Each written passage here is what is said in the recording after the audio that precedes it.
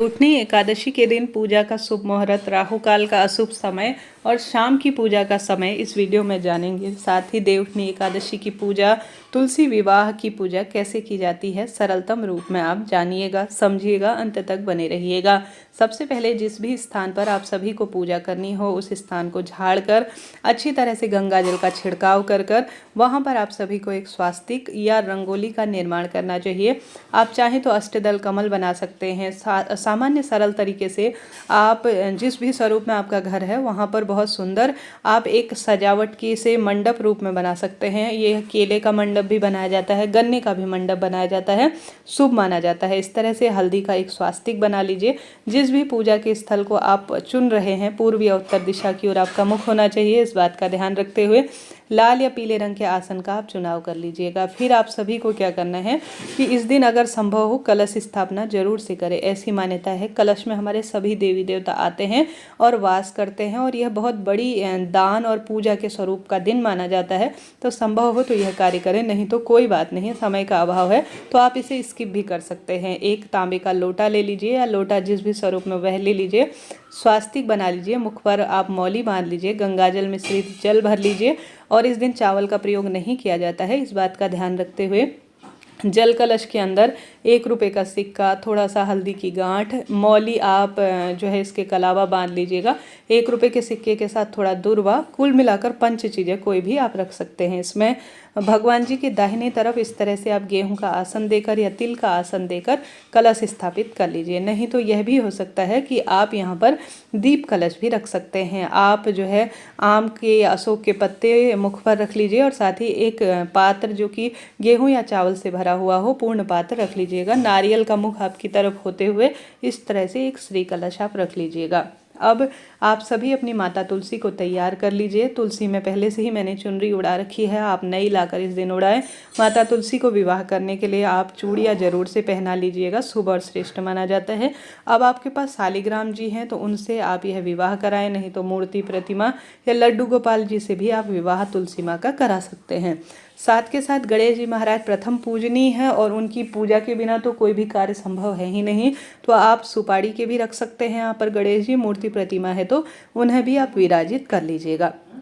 अब जल का लोटा आप सभी को साथ में रखना है क्योंकि हर एक कार्य में जल आवश्यक है, परंतु तुलसी में जल नहीं चढ़ाया जाएगा, इस चीज़ का ध्यान रखें। हमेशा दीपक हमारी पूजा पाठ का साक्षी होता है तो इस तरह से दीप प्रज्वलित आप सभी कर लीजिएगा। ठीक है जी, आप इसमें थोड़ा सा अपनी इच्छा शक्ति सामर्थ्य अनुसार बदलाव कर सकते हैं। जैसे कि मैंने जो मूर्ति प्रतिमा है वह ली है तो उसमें तुलसी की माला भी अर्पित कर रखी है तो यह शुभ माना जाता है। अब स्नान का भाव कराते हुए गणेश जी महाराज और सभी देवी देवताओं पर जल के छींटे देंगे। तुलसी में जल नहीं चढ़ाएं, बस अन्य दिनों चढ़ा सकते हैं, इस दिन नहीं चढ़ाना है, इस बात का ध्यान रखें।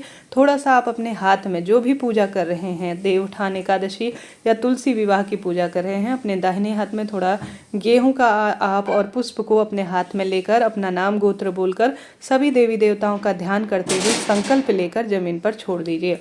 यह सबसे श्रेष्ठ कार्य माना जाता है। अब चंदन से आप सबसे पहले गणेश जी को लगाएं, थोड़ा सा जो श्री नारायण है उन्हें चंदन समर्पित करें।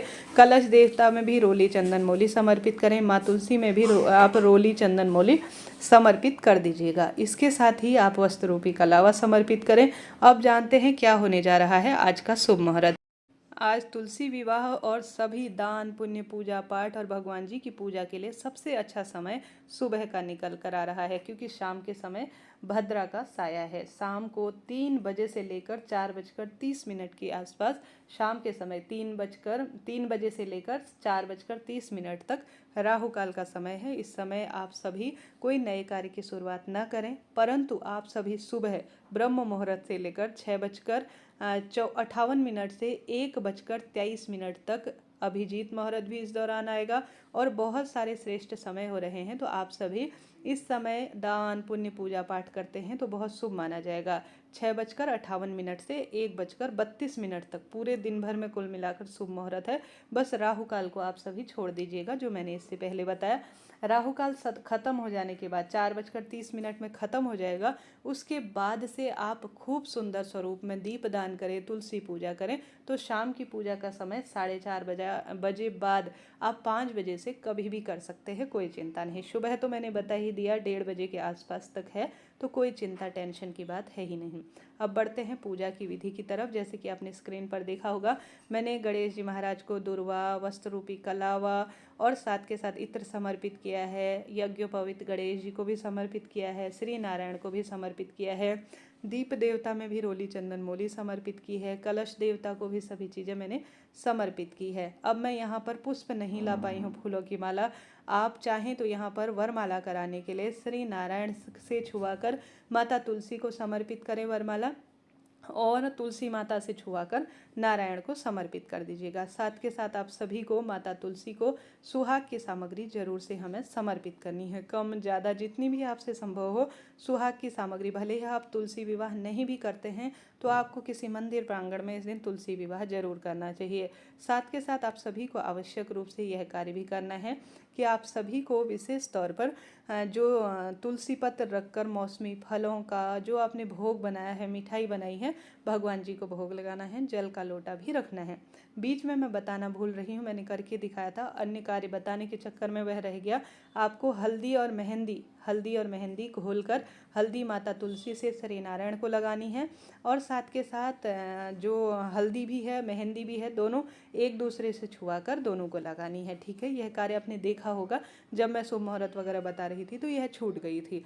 तो आप सभी पूजा के साथ साथ जब आप भोग लगाने से पहले सभी चीज़ें कर लीजिएगा। अब गठबंधन कैसे किया जाता है, इस तरह से एक पीला कपड़ा ले लीजिए, नहीं तो कलावा से भी आप गठबंधन कर सकते हैं। हमने भोग लगा दिया, संपूर्ण कार्य कर दिए, तो अब हम गठबंधन करेंगे। एक पीला कपड़ा ले लीजिए जिसमें आप हल्दी की गांठ और 1 रुपये का सिक्का और थोड़ा सा गेहूं के दाने और पुष्प रखकर माता तुलसी से आप जो है तुलसी की चुन्नी से श्री नारायण को एक पीला वस्त्र पहनाकर आप जो है उससे गठबंधन कीजिएगा। विवाह हमारा प्रारंभ हो गया है। अब श्री नारायण से छुआकर हम मंगलसूत्र माता तुलसी को समर्पित कर देंगे। साथ के साथ विवाह की रस्म का सबसे प्रमुख हिस्सा है सिंदूरदान। 1 रुपये का सिक्का लेकर, नया सिंदूर लेकर श्री नारायण से छुआकर आप सभी नीचे से ऊपर की ओर करते हुए 7 बार इस तरह से तुलसी विवाह माता तुलसी का अर्थात सिंदूरदान की रस्म करें। यह 7 बार किया जाता है, इस चीज़ का ध्यान रखें। साथ ही स्नान के साथ साथ आप हल्दी मेहंदी कीजिएगा। मैं बार बार आपको यही बात कह रही हूँ। यह कार्य हो गया, भोग प्रसाद हमने समर्पित कर दी, सुहाग सामग्री, मंगलसूत्र का कार्य हो गया, सिंदूरदान हो गया, गठबंधन हो गया। अब हम सभी फेरे कराएंगे। फेरे आप 3 तरह से करा सकते हैं। कई भक्तजन कलावा इस तरह से 7 बार एक दूसरे को लपेट कर कलावा बांधकर 7 बार फेरे करा देते हैं। ठीक है, यह हो गया। मैंने अभी एक ही बार करा रखा है दिखाने के हिसाब से, तो आप 7 बार इस तरह से कलावा से एक दूसरे को बांध सकते हैं। तो यह 7 फेरों की एक रस्म हो गई। एक दूसरी रस्म होती है जिसमें इस तरह से नारियल लिया जाता है, 7 बार 7 फेरे होते हैं, तो 7 बार धागा इस तरह से लपेटा जाता है और दोनों के चारों तरफ इस तरह से घुमा दिया जाता है। बाद में इस नारियल को दान कर दिया जाता है। तो यह फेरों की दूसरी रस्म है। इस तरह से भी आप कर सकते हैं। गमला अगर भारी हो तो इस तरह किया जा सकता है। तीसरा, आप सभी को जो है, जैसे एक व्यक्ति श्री नारायण को पकड़ ले और एक व्यक्ति तुलसी का गमला पकड़ ले, अर्थात शालिग्राम जी के स्वरूप को, बीच में छोटा सा अग्निकुंड जला लीजिए, छोटी सी एक कपूर की या कोई भी बाती बना लीजिए, या किसी भी स्वरूप में 7 परिक्रमा, जैसे साक्षात वर वधू का प्रवेश होता है, परिक्रमा होती है, उस विधि से कीजिएगा। इससे पहले आपने देखा होगा दान के लिए जैसे कन्यादान में वस्त्र दिए जाते हैं, सामग्री दी जाती है, भेंट दी जाती है, बर्तन दिए जाते हैं, उस तरह से आप सभी चीज़ें जो है दान में भी दीजिएगा। तो इस तरह से यह कार्य हो गया। अब हमारा संपूर्ण विवाह का रस्म हो गया। यह एक प्रतीकात्मक विवाह है जो बहुत सुंदर सफल स्वरूप में माना जाता है। आप सभी को अंत में जो है एक कपूर लगा लेना है और या एक दीपक साथ में ले सकते हैं। अब आप सभी माता तुलसी का, श्री नारायण का आज के दिन का गीत गाकर और आरती गाकर गणेश जी महाराज का विधि विधान से आरती करें, और साथ के साथ अपने दाहिने हाथ में थोड़ा सा अक्षत लेकर, माफ़ करें, तिल लेकर, फूल लेकर आज एकादशी व्रत की कथा पढ़िएगा। साथ के साथ भूल चूक के लिए क्षमा प्रार्थी हो जाइएगा।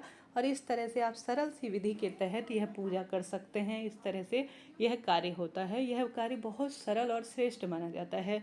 अब यहाँ बैठकर आप 365 बाती के दीपदान की प्रक्रिया कर सकते हैं। यहाँ पर बैठकर आप मंगलाचार कर सकते हैं, जैसे आज के दिन वैवाहिक गीत गाते हैं वह कर सकते हैं। इच्छा शक्ति सामर्थ्य आपकी है, आप किस स्वरूप में, इसे भव्य स्वरूप में भी निमंत्रण कहकर आप कहीं से बारात लेकर भी कर सकते हैं और यह सभी चीज़ें बाद में दान दी जाती हैं। या आप अपने घर पर सुबह भी तुलसी विवाह किया जा सकता है, परंतु शाम को करना ज़्यादा शुभ माना जाता है, तो यह कार्य करें। कुछ भी नहीं कर सकते हैं तो कहीं बहन बेटियों की शादी हो रही हो, कन्यादान हो रहे हो सामूहिक, तो दहेज देकर आइएगा। कहीं तुलसी विवाह कराया जा रहा हो तो वहाँ वस्त्र का दान, अन्न का दान और कोई ना कोई अपने हाथ से दान दीजिएगा। इससे मनचाहा विवाह, रोग दोष, कष्ट, संकट, पीड़ाओं से मुक्ति मिलती है। राधे राधे।